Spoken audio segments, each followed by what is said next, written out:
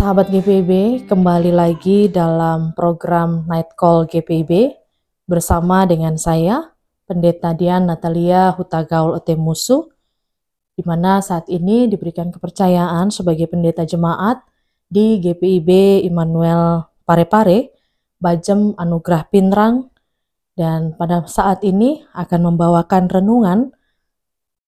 Maka sebelumnya, mari sahabat GPIB, sebelum kita merenungkan firman Tuhan, mari kita berdoa. Atas rahmat-Mu Tuhan, kami boleh menjalani satu hari ini dalam lingkup keselamatan-Mu. Biarlah kami terus dihidupi oleh kebaikan-Mu dan dituntun oleh hikmat-Mu dalam menjalani kehidupan yang Engkau anugerahkan. Maka sebelum kami beristirahat di malam ini, kiranya kami terus dicerahkan oleh kebenaran firman-Mu yang akan kami renungkan pada saat ini. Maka tuntunlah kami ya Roh Kudus dalam pembacaan Alkitab kami, sehingga hikmat Kristus Yesus terus bersinar dalam hati dan pikiran kami. Berfirmanlah, kami siap untuk mendengar firman-Mu. Dalam nama Tuhan Yesus kami berdoa. Amin. Sahabat GPIB, renungan malam kita saat ini berangkat dari pembacaan Alkitab yang terdapat di dalam Injil Matius pasal 24 ayat 9 sampai dengan ayatnya yang ke-14 yang mengatakan demikian.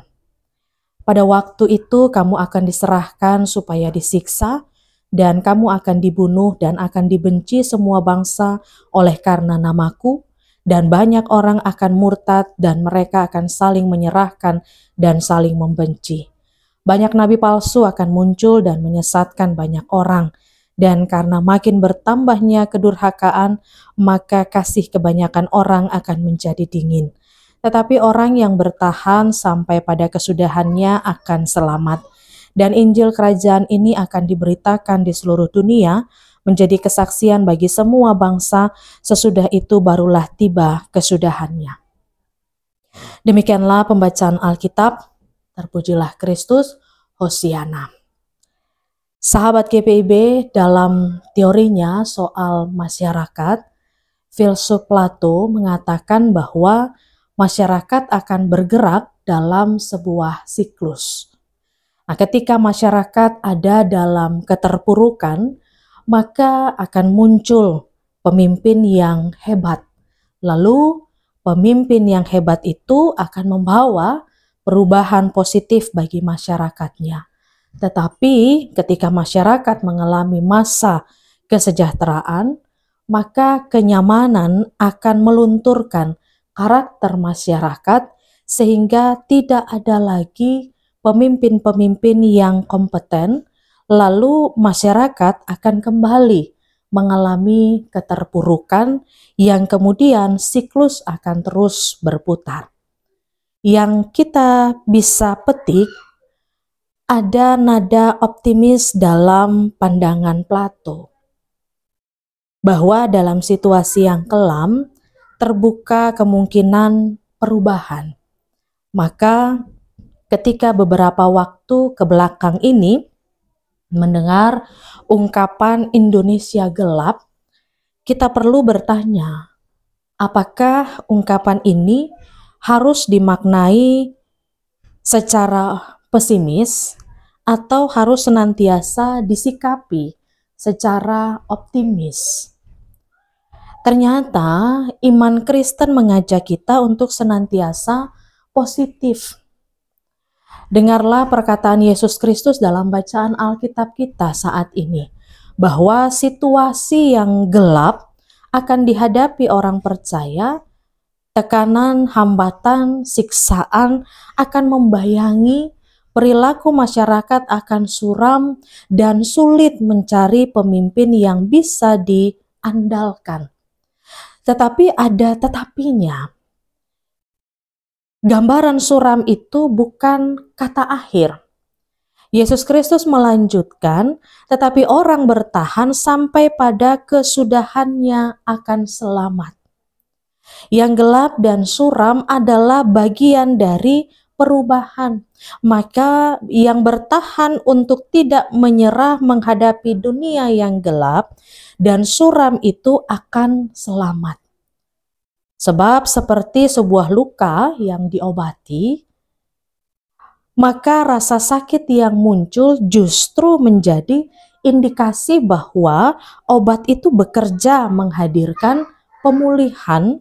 Demikian juga terkuaknya segala hal yang buruk, segala hal yang jahat adalah bagian dari kerja Allah yang membawa pemulihan.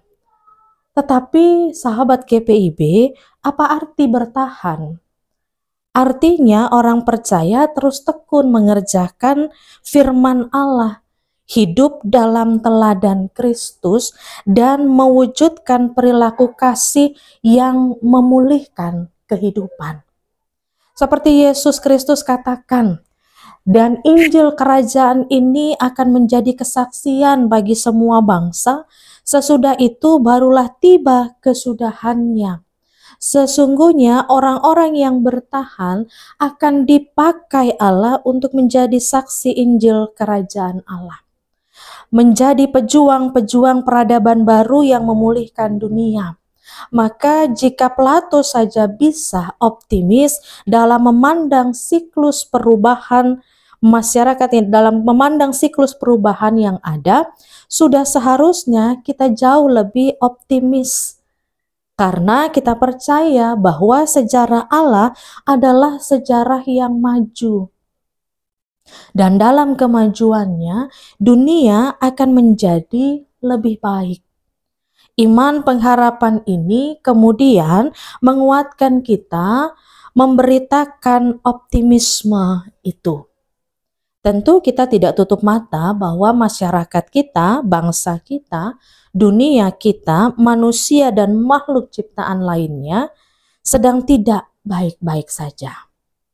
Tetapi optimisme iman membuat kita tidak duduk berpangku tangan meratapi kemalangan. Kita tidak berputus asa di hadapan kondisi ekonomi yang tidak baik-baik saja atau perilaku korupsi dan kepemimpinan yang buruk. Kita tidak sekedar meratapi kondisi alam yang memprihatinkan atau sekedar menyalahkan pelaku-pelaku kerusakan kehidupan karena kerakusan mereka. Sebaliknya, optimisme iman mendorong kita untuk terus kemudian mengerjakan nilai-nilai Allah sekecil apapun yang kita bisa. Kita menjadikan diri kita sebagai tanda kehadiran peradaban baru yang berpusat pada Kristus. Kita tahu pekerjaan kecil yang kita kerjakan di dalam iman, Allah mampu buat berdampak besar bagi kehidupan. Ketika setiap orang percaya ada dalam gerak optimis iman yang sama, maka gerakan itu akan menjadi bola salju yang semula kecil tetapi menggulung besar, mendobrak kebuntuan yang ada. Maka di malam ini sebelum kita beristirahat, biarlah firman Allah menjadi mimpi bagi kita. Mimpi yang merasuki hati dan pikiran kita, sehingga ketika mimpi itu menggenap dan meresap dalam hidup kita, esok pagi kita akan bangun dengan semangat yang baru, dengan pengharapan yang baru, bahwa dunia yang gelap masih punya pengharapan di dalam kasih Kristus yang telah dicurahkan bagi seluruh ciptaan. Tuhan Yesus memberkati kita. Amin. Mari sahabat GPIB, kita berdoa. Terima kasih Tuhan untuk kasih-Mu yang selalu melingkupi kami sampai hari ini. Khususnya kasih-Mu lah yang menopang kehidupan kami dalam menjalani setiap aktivitas, peranan dan tanggung jawab yang Engkau berikan kepada kami, khususnya di sepanjang hari ini. Sebelum kami menutup hari ini dengan beristirahat malam, firman-Mu boleh kami baca, boleh kami dengarkan dan renungkan. Firman yang menuntun kami dalam menjalani hidup ini, pastinya kami akan berjumpa dengan berbagai tantangan-tantangan kehidupan. Namun lewat semuanya itu juga kami boleh berjumpa dengan kasih Allah yang senantiasa merangkul dan menopang kami. Maka kiranya ketika kasih-Mu senantiasa melingkupi kami, maka kami pun senantiasa memiliki rasa optimis iman yang menggerakkan hati dan pikiran kami hanya kepada pengharapan iman yang sejati kepadamu. Terima kasih ya Tuhan, kami juga hendak berdoa untuk setiap hal yang boleh ada di sekitaran kehidupan kami. Kami berdoa untuk bangsa dan negara kami berdoa untuk gereja-Mu yang ada di dunia ini. Kiranya bangsa kami dan gereja-gereja yang ada juga boleh menjadi rumah di mana kami semua boleh bertumbuh dalam iman yang hanya tertuju kepadamu. Khususnya kami mau berdoa untuk situasi kehidupan yang boleh dialami oleh bangsa dan negara kami, khususnya situasi bencana banjir yang saat ini boleh dialami oleh saudara-saudara kami, bahkan termasuk gereja dan umat-Mu di Bekasi. Kiranya kasih Tuhan juga boleh melawat mereka saat ini dengan memberikan pemulihan situasi. Berkati gereja-Mu, khususnya GPIB, yang secara khusus akan melaksanakan persidangan sinode tahunan di Salatiga dan persidangan sinode raya di Makassar. Tuhan topang seluruh panitia, Tuhan juga memberkati jalannya persidangan-persidangan ini. Berkati setiap jemaat-Mu dimanapun berada, dalam kehidupan kami semua masing-masing. Kiranya juga ada dalam kasih penyertaan dan pertolongan-Mu dalam menjalani kehidupan ini. Ya Tuhan, kami akan menutup malam ini dengan beristirahat malam. Kiranya Roh Kudus-Mu jugalah yang akan menutup bungkus kami dengan kuasa-Mu. Dan esok pagi kami masih boleh menerima nafas, kekuatan, dan kesehatan untuk dapat mampu menjalani karya kehidupan kami selanjutnya. Terima kasih ya Tuhan. Inilah doa dan permohonan kami yang kami naikkan kepadamu. Dalam nama Tuhan Yesus kami berdoa dan bersyukur. Amin. Demikianlah sahabat GPIB renungan kita di malam hari ini. Sampai jumpa kembali. Tuhan Yesus memberkati kita. Salam.